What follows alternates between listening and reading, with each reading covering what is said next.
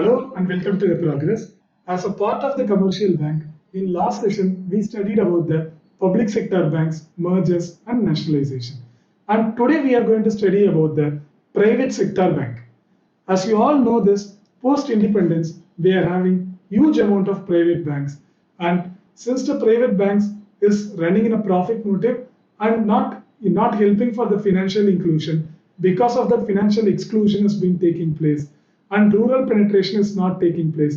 Because of all this only public sector bank has been came by nationalization in two rounds. We saw all this in the PSB. Correct.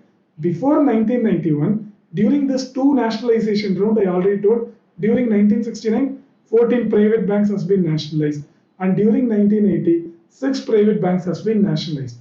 This happened before 1991. So we will keep 1991 as a threshold. Before 1991, these two nationalization rounds has been taken place. Whatever private banks escaped this nationalization process is known as old private banks. Before 1991, whatever bank escaped this nationalization bank. Suppose if bank 1 is there, during 1969, 14 banks, 1980, 6 banks have been nationalized. In all this process, this bank B1 is not nationalized or it is remaining private only, means then it is known as the old private sector bank. And post 1991, that is post the LPG reforms. What is LPG reforms? We will see it later. Post 1991 LPG reforms, whatever private sectors or private banks is coming to the existence known as the new private sector bank. So this is the classification: old private banks and new private banks. And with respect to the new private banks, after the LPG reforms, the IndusLand Bank became the first private bank coming after the 1991. Here I am referring private banks to the banks owned by the Indian privates, not of the foreign privates. The domestic privates, about them only I am talking about the private banks. Okay, and it functions similar to the scheduled commercial bank. We told what are all the negatives about the private sector bank. That is, it is not having the rural penetration, it is running in the profit motive, it is not catering the poor people, it only caters the rich people. At the same time, we have to talk about the advantages of the private sector bank also. Yeah, private sector is running based on the profit motive, there is no doubt on that. But private sectors are the forerunners or the flag bearers when it comes to the technology advancement and digital banking.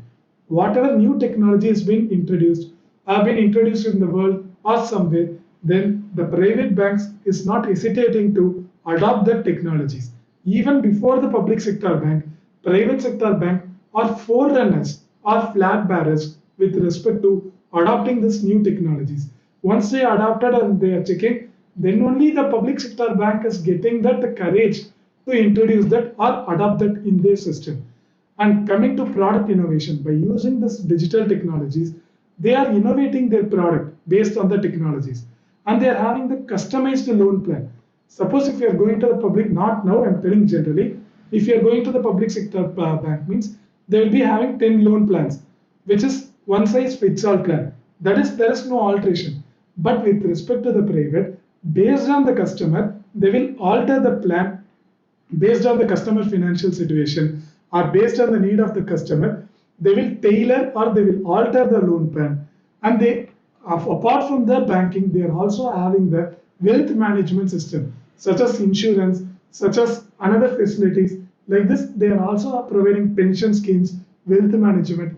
Everything has been provided by the private banks apart from the regular banking. And they are having a good risk management, because you know that private is running in a profit motive. So they don't want that the bank should face the loss. So based on that, they will assess their situation and they will manage their risk by proper provisioning. Compared to the PSB, private are well trained and will handle the risk very properly. Therefore, good risk management. And this can be proved not only the government. We talk about the merger, about the public sector banks when we are talking about the PSBs. Not only with the PSB, even ICICI Bank, which is a private sector bank, which acquired the Bank of Rajasthan in 2010, which shows the power of private banks. Even private banks showing their power in consolidation of the banking sector. And they are having the excellent customer service.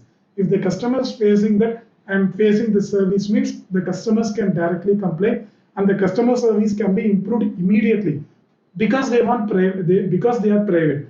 They are profit motive. They don't want that their customer should be left unsatisfied. So the customer satisfaction is also very great.